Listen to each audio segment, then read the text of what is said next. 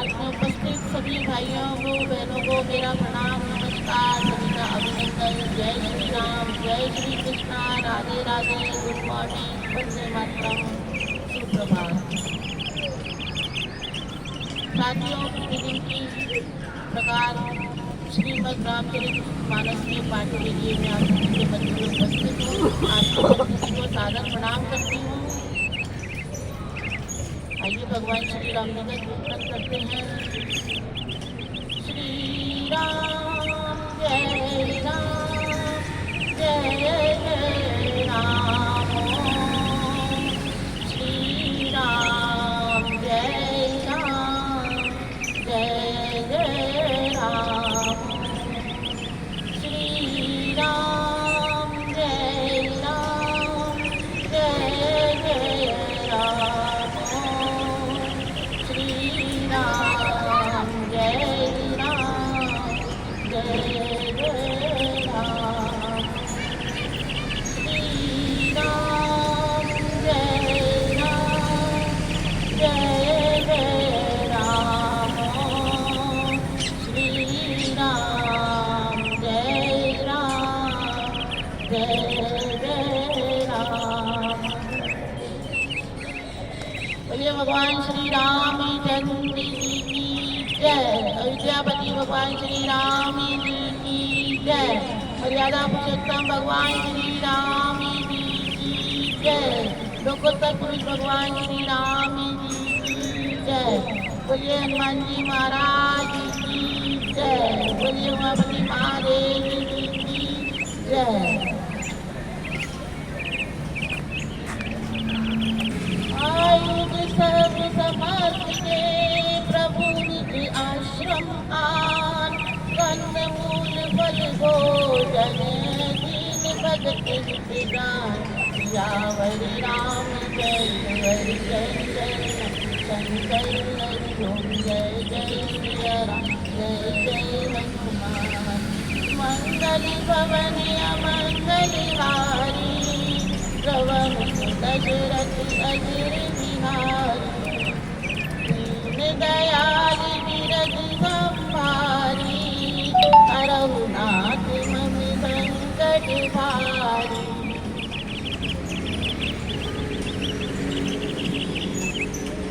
भगवत प्रेमी बंधुओं, अपना प्रसंग चल रहा था कि ताड़का के वध के उपरांत विश्वामित्र जी ने प्रसन्न होकर के श्री राम को कई प्रकार की विद्याएं सिखाई, कई प्रकार के प्राणायाम बताए, जिनसे ना भूख लगती है, ना प्यास लगती, ना सर्दी लगती है, ना ही गर्मी लगती है।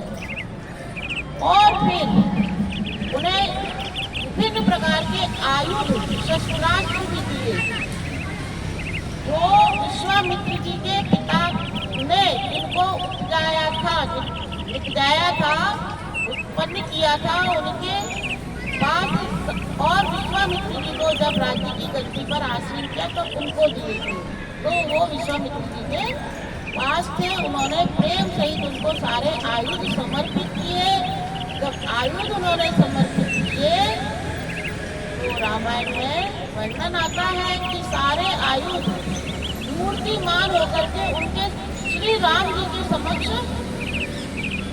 हाथ जोड़कर खड़े हो गए और इस प्रकार बोले, प्रभु क्या आज्ञा है। तब भगवान ने कहा कि आप सभी मेरे मन में स्थित हो जाइए, और जब मैं राक्षसों का संहार करूं तब आप शस्त्र रूप में मूर्तिमान हो जाए। सारे आयुध वो अंतस में प्रविष्ट हो गए, समाविष्ट हो गए। फिर अपने आश्रम लेकर आ गए विश्वामित्र जी, और वहाँ पर उन्होंने प्रेम सहित उनको कंद मूल फल इत्यादि दिए। क्या जान करके भक्ति के हित में इन सबका अर्पण करना चाहिए। कोई भी हमारे द्वार पर आए उनका स्वागत करना चाहिए और अर्पित करना चाहिए। ये तो साक्षात प्रभु है, साक्षात प्रभु है, तो ये मैं भक्ति भाव से उनको अर्पित करता हूँ। इस प्रकार से उन्हें कंद फल दिया। आयुध आयुध आयुध शस्त्रास्त्र जो भयंकर चलाए जाते हैं और एक दूर से वार करते हैं।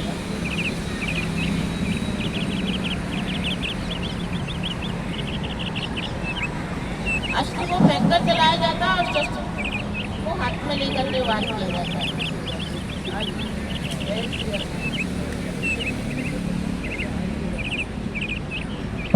कहा मुनि सन रघुराई यज्ञ करहु तुम जाई होम करन लागे सारी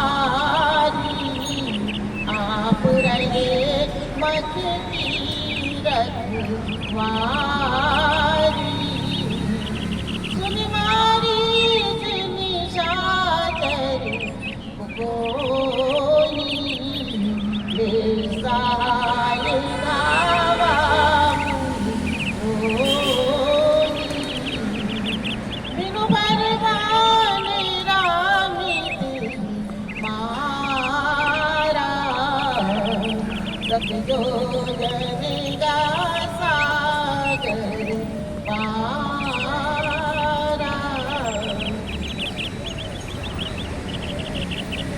प्रातःकाल हो गया, रात्रि का विश्राम हो गया, तो नित्य वतन के बाद भगवान ने राम जी ने कहा, हे मुनिवर, हे गुरु, अब आप अपना यज्ञ प्रारंभ कीजिए।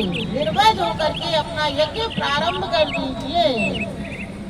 और सब मुनि वहां पर तब यज्ञ करने लगे और आप लक्ष्मण जी समेत यज्ञ की रखवाली के लिए स्थित हो गए, यानी यज्ञ की रक्षा करने लगे।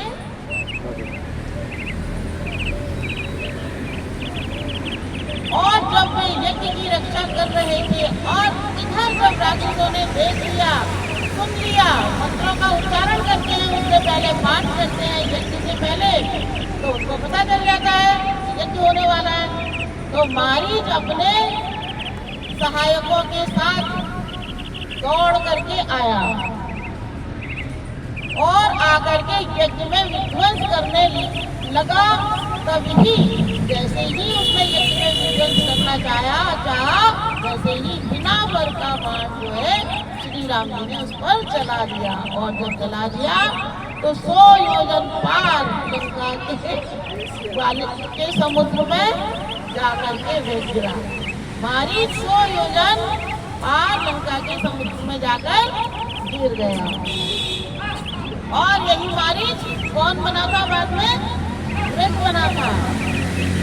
मारीच की कथा इस प्रकार आती है कि ये मृग बनकर के छल से राजाओं को भटकाता था और जब वो भटक जाते थे तो उनको राक्षसों के द्वारा मरवा दिया जाता था। इस तरह का था, क्योंकि रामायण में इस तरह का प्रसंग आता है कि लक्ष्मण जी ने कहा था राम जी से कि अरे ये मारीच है, छल मृग है और इसमें बहुत से राजाओं का वध करवा दिया है, आप इसके वश में मत आइए। तो राम जी ने कहा अगर ये मारीच है तो मेरे हाथों मारा जाएगा और नहीं तो सीता के लिए मृग आ ही जाएगा। तो वह मारीच 100 योजन को समुद्र में जाकर गिरा। पावक सर मारा सतयोजन का सागर मारा। अरे यहाँ की खबर की साथ क्या करते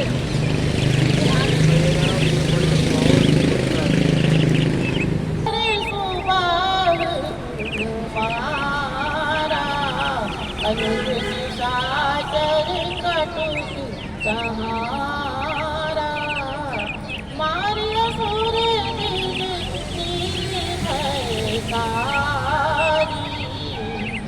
स्तुति करही देवी जारी।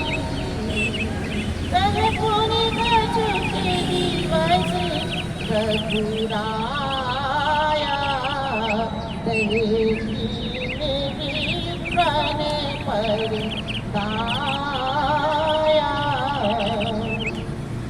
भगत हेतु बहु कथा पुराना कहे विप्र जग की प्रभु जाना। तो मारीच को लंका के पार भेज दिया और फिर एक अग्नि बाण जो है सुबाहु को मारा और लक्ष्मण जी के साथ लक्ष्मण जी ने और उन्होंने मिलकर के राम जी ने मिलकर के निशाचरों की सेना का संहार कर दिया। इस प्रकार से विश्वामित्र निर्भय हो गए। सारे मुनियों ने निर्भय होकर के यज्ञ किया। उनका जो पारायण चल रहा था वह संपूर्ण हो गया। तब श्री राम जी कुछ समय के लिए वहां पर रहे। विप्रों पर दया करने हेतु, विप्रों पर दया करने हेतु यानी उनके सानिध्य में रहे, उन्हें आनंद देने के लिए वहां पर रहे। और जो कथा, जो ज्ञान, विज्ञान, सर्वज्ञान, उपनिषद, वेद, पुराण की सीमा भगवान स्वयं है, जिनको खुद जानते थे, उन्हीं कथाओं को उन्होंने ऋषियों मुनियों के मुख से सुन करके आनंद ग्रहण किया और उन सबको आनंद दिया। इस प्रकार वहां निवास किया। तब मुनि सागरी कहा बुझाई, चरित एक प्रभु देखौ जाई। धनुष यज्ञ सुनि रग कुलनाथा, हर्ष जगे मुनिवर के साथा। आश्रमे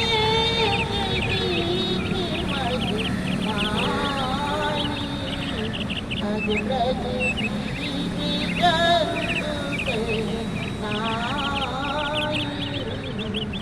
पूछा नहीं सिला सकल कथा मुनि कहा।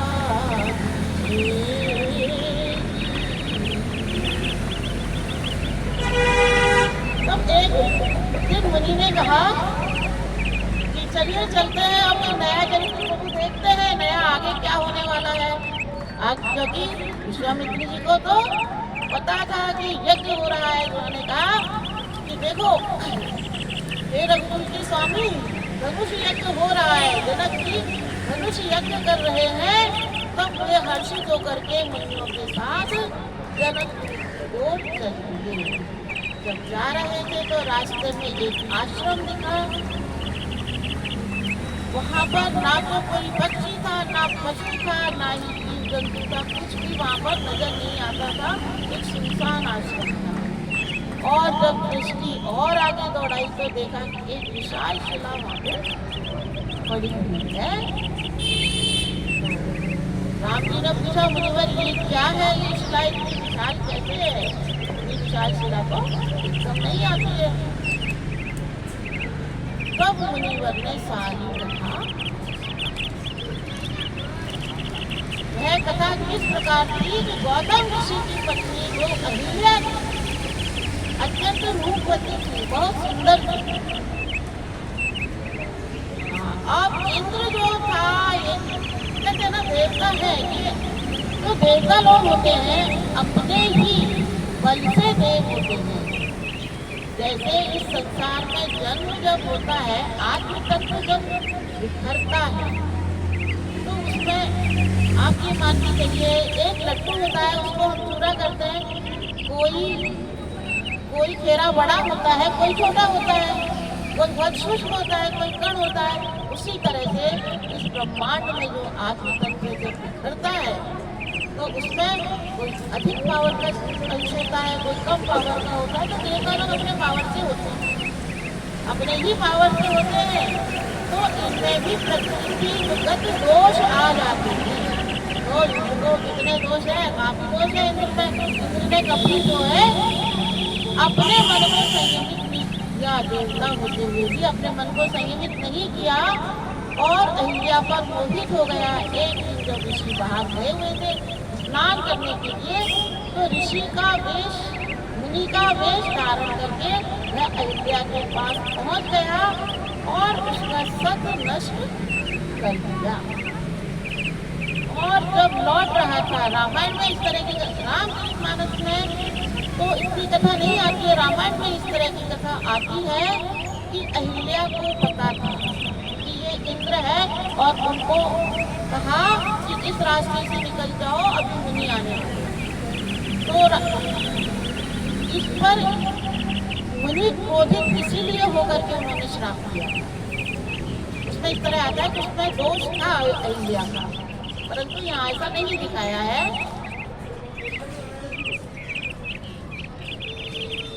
जाते हुए देखा कि ये मेरे जैसे स्वरूप वाला ये कौन है। उन्होंने जल छिड़का, लेकिन अपने में प्रकट हो गया। तब उन्होंने क्रोध करके उन्हें बहुत भयंकर श्राप दिया। सभी जानते हैं उस श्राप को, उसी श्राप के कारण उसे जो है 1 सहस्त्र आंखें मिली थी, 1 सहस्त्र आंखें मिली थी। तो मैं तो उसका जिक्र नहीं करूंगी। कभी आप इनके मुख से सुनिएगा, जो कथा पारायण करते हैं वो लोग बताते हैं। गौतम नारी श्राप बसे उपल देह धर धीर, चरण कमल रज चावती, कृपा करहु रघुवीर, सियावर रामचंद्र वर जय शरण शंकर हरि ओम, जय जय सिया राम जय जय हनुमान। मंगल भवन अमंगल हारी, प्रभु दशरथ अगर बिहारी, दीन दयाल बिरध संभारी, हरहु नाथ मन संकट भारी। तो ये गौतम की पत्नी है जो श्राप के कारण शिला बनी हुई है। आपके चरण कमलों की रज चाहती है, हे रघुवर आप इस पर कृपा कर दीजिए। ये सैकड़ों वर्षों से यहीं पर इस तरह से पत्थर बन के पड़ी हुई है। ऐसा कहते हैं पति जब पत्नी का त्याग कर देता है तो पत्नी पत्थर ही हो जाती है। वह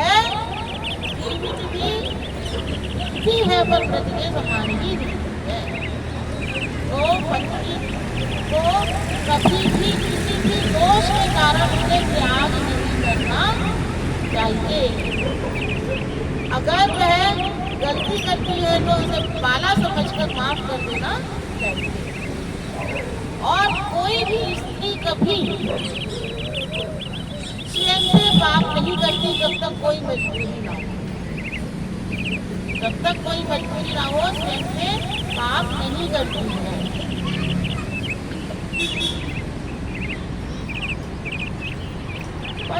पद पावन शोभिन सावन, प्रकट भई तप कुंज सही, देखत रघुनायक जन सुखदायक, सन्मुख होई कर जोर रही।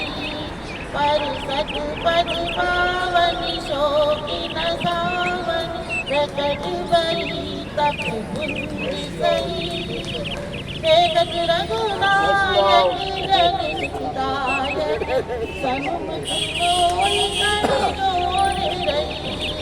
अति प्रेम अधीरा पुलक शरीरा, मुख नहीं आवई भजन कही। अतिशय बड़भागी चर नहीं लागी, जुगल नयन गल धार बही। धीरज मन कीना प्रभु कह दीना, रघुपति कृपा भगत पाई। अति निर्मल वाणी आस्तुति रानी, ज्ञान गम्य जय रघुराई।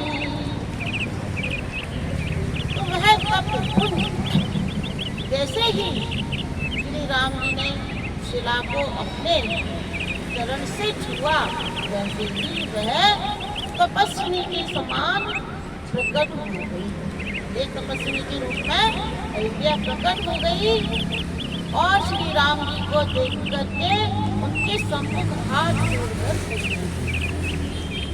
अत्यंत अधीर हो गई। उसका शरीर पुलकित हो गया, उसके मुख से वचन नहीं आ रहे थे, समझ नहीं पा रही थी कि एकाएक प्रभु सामने आ गए तो क्या कहूँ।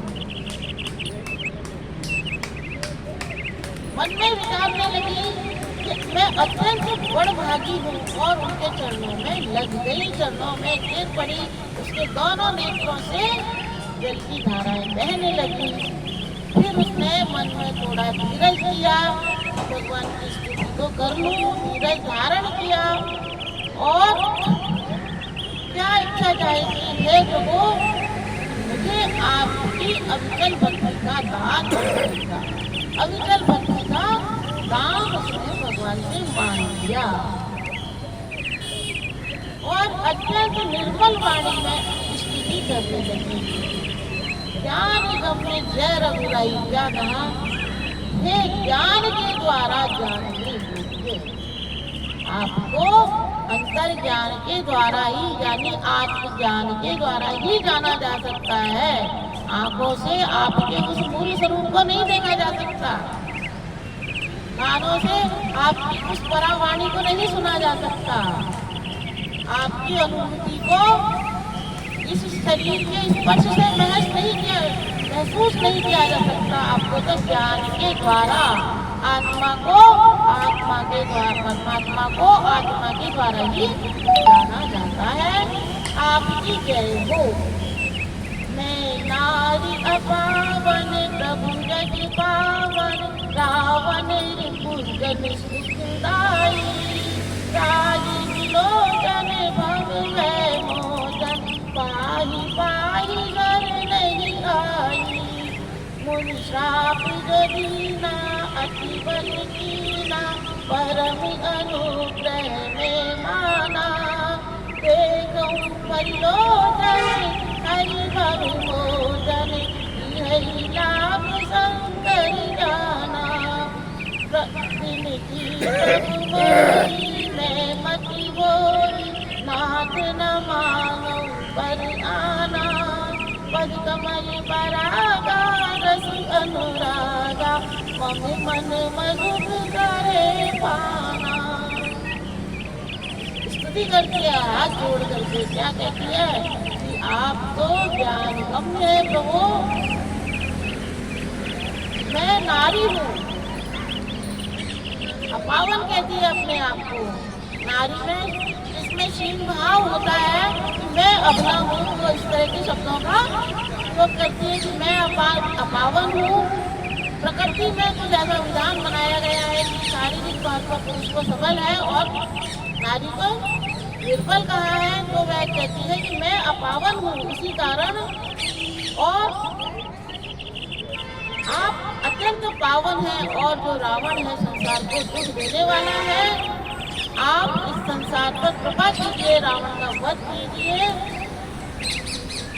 और भय को मिटाने वाले हैं आप। मैं आपकी शरण में आई हूँ। उन्होंने जो मुझे श्राप दिया था कि शिला हो जा, मेरा अत्यंत भला किया। अगर आज ये श्राप नहीं मिलता तो आपके मुझे दर्शन नहीं होते। अत्यंत भला किया। मैं आपको लोचन भर के, नेत्र भर के, घी भर के आपका दर्शन कर रही हूँ। मेरी आपसे यही विनती है प्रभु, कोई वर मैं नहीं चाहती कि मेरा मन रूपी जो भंवरा है निरंतर आपके चरण रूपी कमलों के इर्द गिर्द ही मंडराता रहे। इर्द गिर्द जैसे भंवरा कमल के ऊपर मंडराता है, मेरा मन आपके चरणों में इसी प्रकार लगा रहे।